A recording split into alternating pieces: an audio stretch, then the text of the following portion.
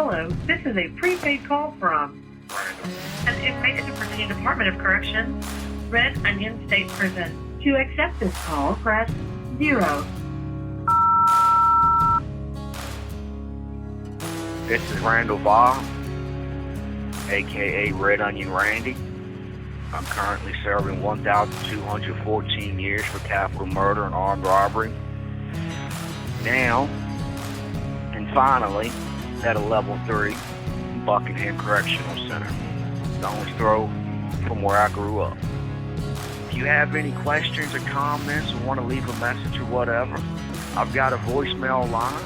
That number is 1-888-524-1932. You can also visit my website, which is new and improved and got different features and whatnot, at www.redonionrandy.com.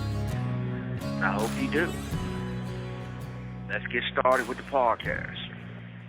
Alright, so I left y'all off with him calling me up to the cell and having me read this 6-page expose of everything, and you know, like he had details that I can't remember. Like he had dates and times, and like it's all on camera. Or first of all, no, it's not. Like them COs, they're not the sharpest tools in the shed, but they're freaking smart enough not to contract you to have somebody murdered on body cam. Like, come on now, please. So, I told him, dude, just rip it up, flush it down the toilet. Bro, it's not, and this is the whole reason why he wanted to do this all of a sudden. They had just told us that they're turning Buckingham into the incentive prison, along with Cluster 1 at Greensville and Dillwyn, which is literally a stone's throw behind Buckingham. You know, I can actually see it from the rec yard. He wanted to stay here at the incentive prison, which is understandable. You know, but maybe you shouldn't have been catching charges. You know, and he likes to claim that he's charge-free. He's charge-free. He doesn't know why. For all you have a victim's mindset, man. That's just, it's, yeah. He had charges. Just let me go ahead and disabuse anybody who thinks he does not have charges. He has charges. He got kicked off of this prison for a reason. You know. And he's thinking, well, man, they can't send me back to the mountains if I'm exposing them for trying to murder another inmate and working through me. They can't send me back because they're going to retaliate against me. Well, bro, if you don't say anything, they're not going to know, and there's no need for retaliation. You just go up there, you get your old job back, you chill, and once you're actually charge-free, then you can reapply for the Virginia model and come right back here. Like, it ain't complicated. Pay your dues.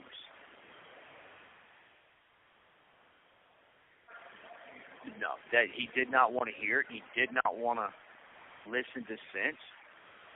So he gives it to somebody that works here. She's supposed to take it to Richmond. I don't know whether she did or not, but he also made copies, and he gave it to the major here. He gave it to the investigators here. And they basically read it.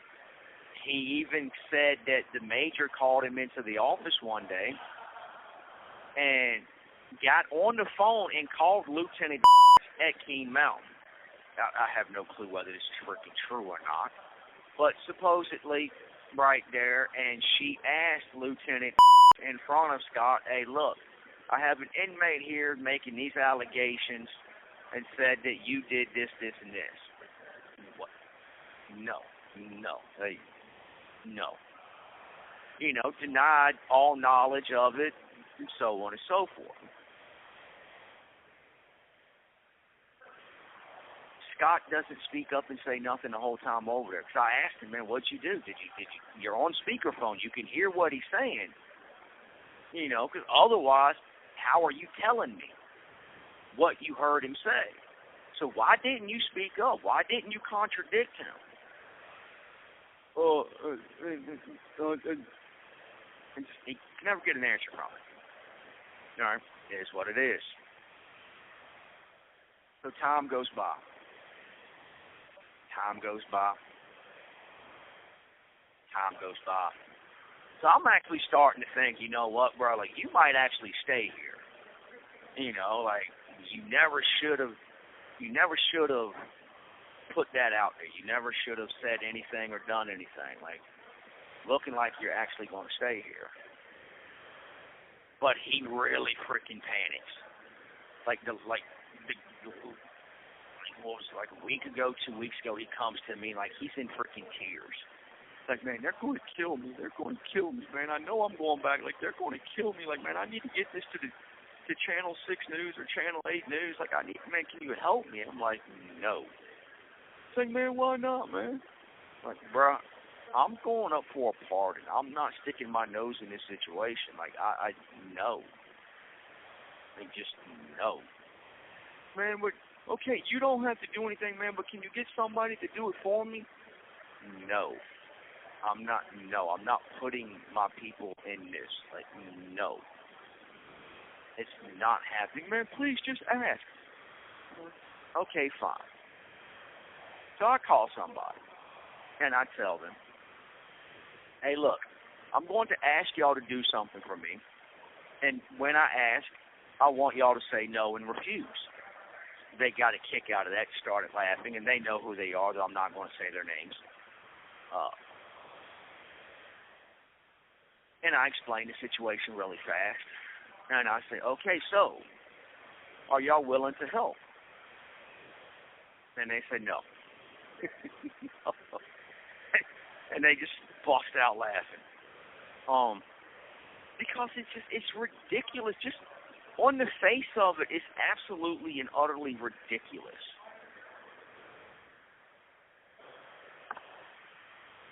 But he keeps going on and on and on. So I tell him straight up, look, I'll speak to somebody else here, you know, because his wife, she likes a good crusade.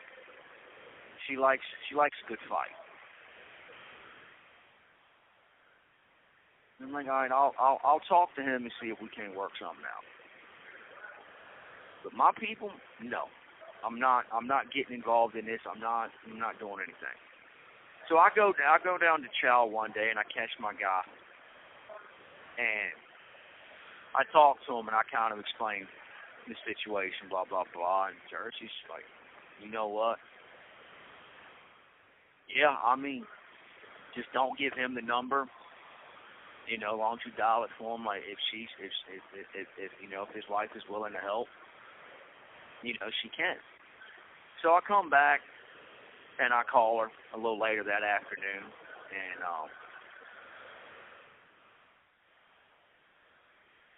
she agrees. I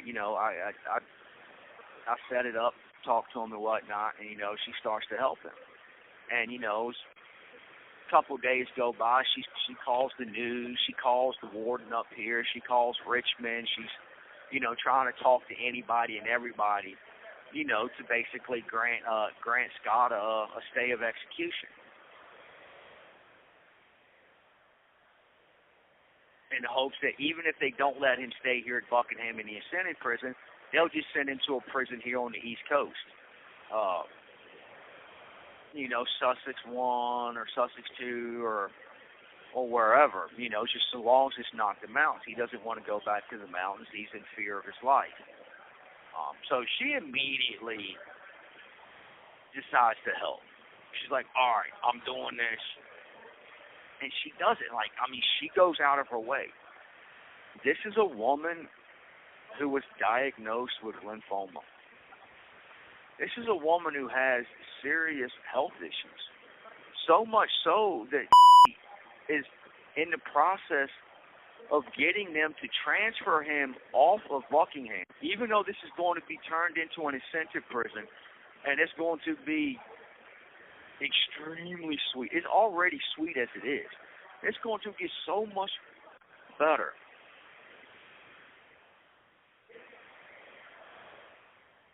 And he's going to go to Green Rock, a messed up prison. Like, it's messed up. Like several of the guys that are in the pod that just came from there to here, like, they told me about Green Rock. Like, it is an effed up prison. Like, it is not good. You don't get wrecked. The food is, they claim the food is even worse than Keene Mountain's food. You know, like, it's worse than Red Onion and Wallace Ridge food. Like, I'm still not quite sure I believe that. But apparently it's pretty damn bad. And is willing to give up everything here at the incentive prison to go be closer to his wife, because his wife only lives about 20 minutes away from Green Rock. And she will be able to come up and visit with him pretty much every single weekend. You know, in the hopes that she fights it, she overcomes it, she whoops cancer's ass. Or, worst case scenario, she gets to spend as much time with him as possible before she goes away for a little while. He is making a huge sacrifice. And I have done everything I can to talk him out of it. To stay here, because things are changing here in Virginia. There's going to be a lot of people in prison getting released from prison next year, and they're all going to start in the incentive prisons. So I have been doing my damnedest to talk him into staying here. I have someone who will bring his wife up here to visit with him. Yeah, they can't do it every single weekend, but I can get them to do it at least once every 5 weeks. And they will gladly drive her up here. And if she needs to stop and rest, they'll stop and rest. If she needs to get out and walk for a little bit, or she falls asleep in the back seat, like, it's no big deal. Like, they're totally okay with this. Like, David and Sarah was salt of the earth. Like, these are really, really, really good people. These are people you count on. Like, these are people who truly understand what the word friendship means. Like, they know it in their core. And because I'm cool with because he is my dude, and they live right there in that same area, it's no problem for them to pick her up and drive her up here and then drive her back home. And quite frankly, knowing them the way I do, they're going to stop and buy lunch or dinner, whatever the case may be. You know, depending on what time they decide to actually come visit. Like, that's, you know, that's what they do. So, like, I'm doing my damnedest. Anyway, so she gives Scott her phone number. Scott puts it in. That way, cause when he leaves, he can stay in touch. I don't have to, you know, obviously go back to Keene Mountain with him and dial the phone number for him. That ain't happening.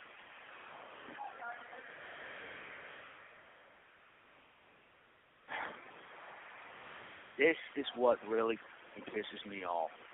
And this right here is what made me decide to go ahead and just share this story with y'all.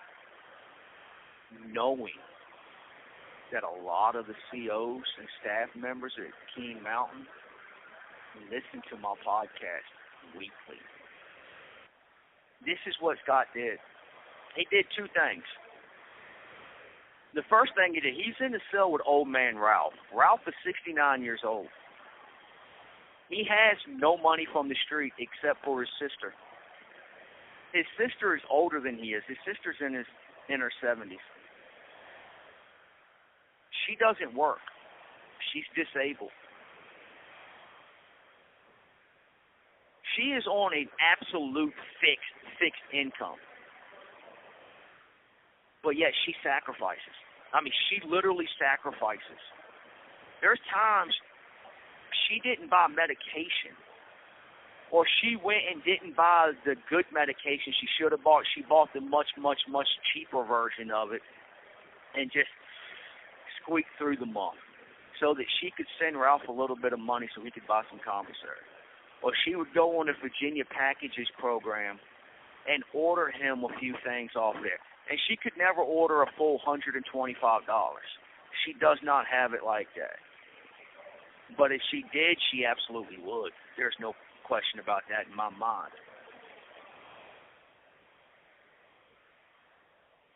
But she goes on there and she bought him some moon pies, banana and chocolate. So Scott and Ralph are sellies. The last night Scott was here, while Ralph, a 69-year-old man, was asleep, Scott goes into his locker, eats his moon pies, eats the food that his sister sacrificed to send him so that he would have a little treat. This mother goes into a man's box while he's sleeping.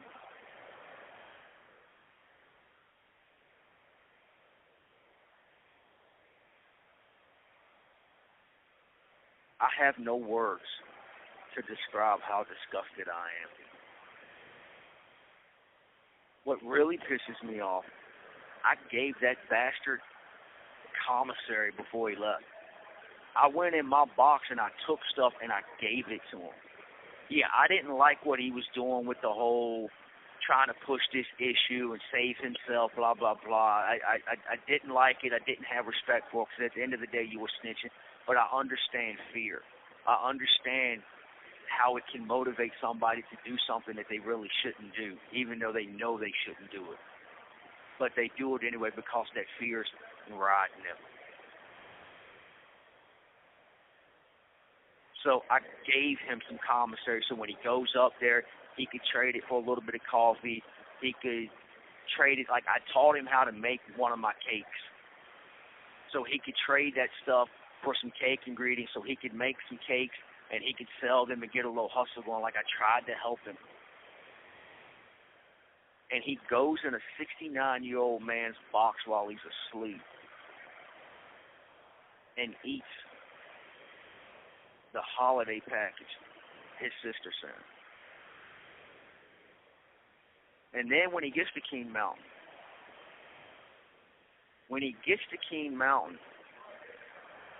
he calls. They talk a little bit, you know, what's going on and so on and so forth.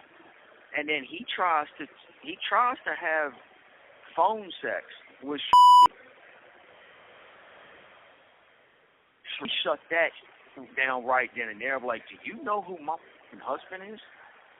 Do you know who my husband is affiliated with? Do you know what will happen to you if I tell my husband? She told her husband. He's pissed, but, you know, she's like, look, honey, I shut it down. I promise you. I will. And she told Scott, like, you have 1 minute remaining. She told Scott, look, you ever speak to me like this again, I'm cutting you off. I will help you because I gave my word and I'm a woman of my word and that means something to me. But if you ever do this again, it's over with and I'm telling my husband and the dogs are loose. What Scott doesn't know, the dogs are already running. Because there's some things in life you don't do. You don't try to steal another man's wife, and you don't steal somebody's care package that their 70-year-old sister sacrificed for. All right, that's all the time we have for now. I appreciate you listening to me more than you'll probably ever know. I just want to let you know, don't forget to check out my website, RedOnionRandy.com. And for those of you who want to hear more, or you want to listen to the episodes commercial-free, or hear me and my editor discuss a little bit further into the episodes, please go to Patreon, join me, support me.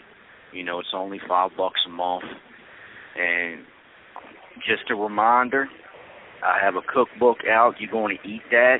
You can find it on our website or Amazon Kindle or Amazon Print.